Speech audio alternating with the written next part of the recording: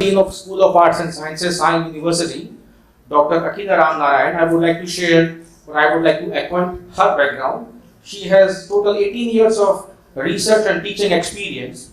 She earned her PhD in English from Ohio State University, Columbus. She has received national recognition for theatres, acting is in 2013-14 awardee of the reputed Sangeet Natak Academy, Ustad Bismillah Khan Yuva Puraskar.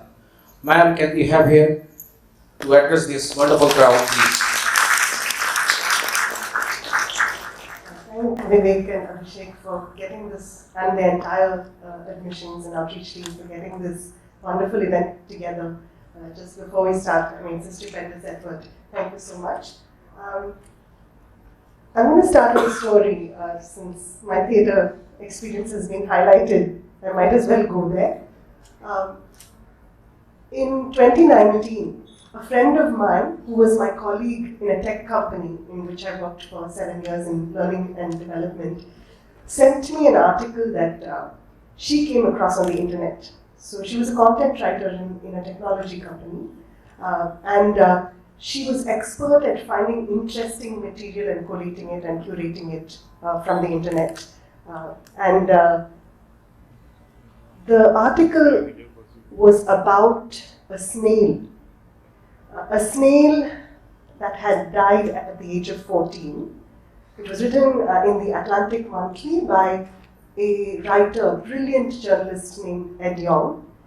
And this snail was the last of its kind, an indigenous species in Hawaii. I think it's called a Catanella apex fulva. That's the real genus species name. And the death of this snail was something quite profound.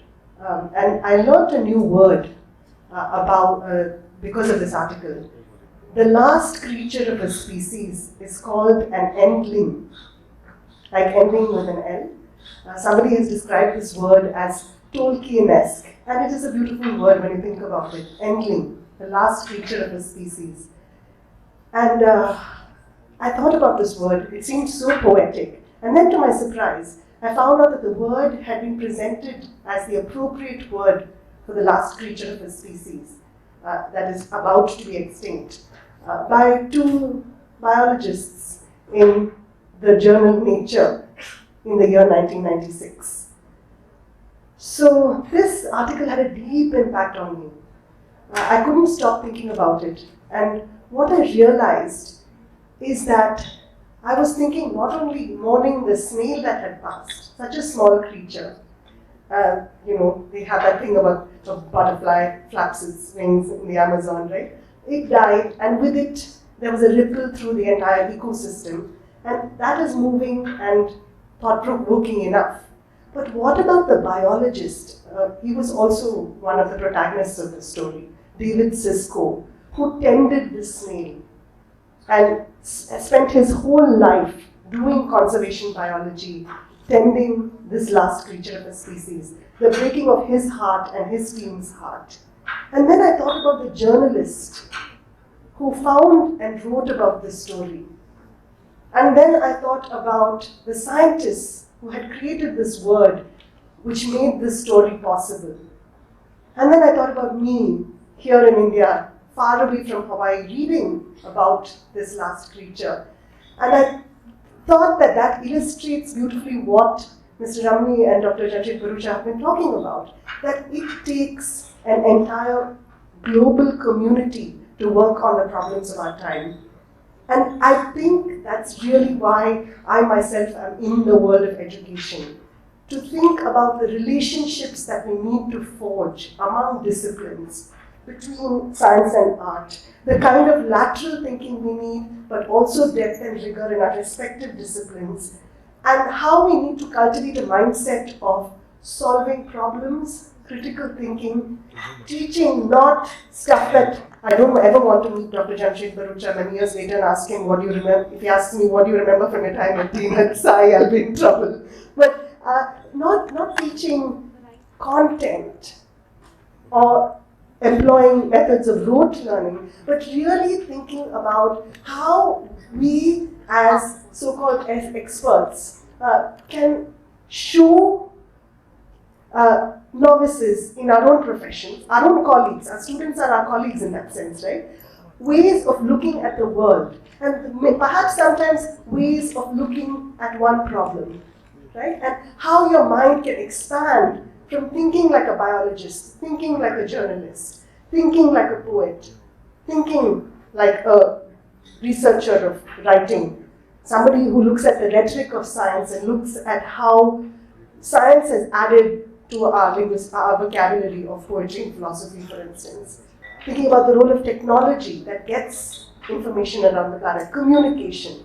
So many disciplines get encompassed in an arts and sciences curriculum. They don't have to be reflected in the majors we offer, which are on that poster over there. They are there in the ways each of us brings interdisciplinarity and transdisciplinarity into our work, in the conversations we have with each other, in the conversations we have with students of BTech, of law, of arts and sciences, because the students are taking courses in all the three schools. They have the freedom to explore those opportunities. We try to make those opportunities happen for them. So I think this is what perhaps we're trying to do both in the School of Arts and Sciences and in the other two schools. We're thinking about this kind of thinking and working across disciplines and feeling, right? We sometimes forget that we're in our bodies when we do this work and we feel things too. So how do we come together? Philosophers, scientists, poets, technologists, lawyers, artists. And I would like to emphasize here that what I find at SaiU University is that our faculty is so incredibly diverse. It reflects the diversity of the board in some ways and goes beyond it in some ways. And also that Dr. Barucha has talked about some of our faculty abroad, but I'd like to emphasize how fabulous our faculty here on the ground working with our students on a day-to-day basis are, and the kind of community we are creating here with our little cohort of faculty and students, and how exciting and special it is to be in this conversation where we can talk about sustainability and physics and law and AI and disability, poetry, translation, science, biology, philosophy, and human rights, and psychology, of course, and economics, and bring all these ideas and emotions together to try and solve some of the world's problems. I'd also like to say something very special for me about the arts and sciences faculty in particular is the excitement and enthusiasm with which we have put together the foundation courses for SaiU University. There are some fabulous courses which precisely facilitate this kind of looking at a problem from all angles. Our students are going to speak about this and they'll tell you more about the role of our Frontiers course and Global Challenges course in these, but also in writing and communication, critical thinking, perhaps literary and artistic appreciation, the courses that all the students take. And finally, I'd just like to say, I think what we're trying to do here at SaiU University with our majors, with our combined majors, where sometimes there are unexpected combinations, sometimes there are expected combinations. Yesterday I saw Siddharth in the hallway and we were talking about interconnections between, say, physics and philosophy, or computer science and philosophy. And I think what we're trying to do is to emphasize the learning aspect rather than the expertise aspect. As expertise happens along the way. It's the learning that really matters, it's the process that matters. And in a world of GPT-4 and AI, which both our Vice Chancellor and Chancellor in some ways have alluded to, when AI can be a better lawyer, philosopher, philosophy is actually supposed to be the last frontier that AI will conquer, or political scientist or psychologist, than you, why are we in college? Why do we need higher education institutions? My answer to that, and it's only one answer out of many, and it's the kind of question we hope you can ask once you begin your college career, is that all we can do is to cultivate our capacity to learn, our capacity to spend time with ourselves and to know ourselves away from social media, away from the external world pressing upon us. So deep learning is one thing we can undertake. Social and emotional learning is another thing we can undertake. And the third is learning how to learn.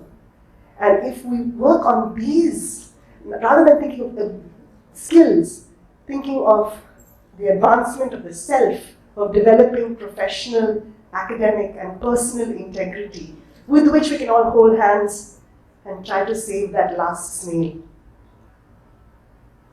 Rest in peace, George. I'll end on that note. Thank you.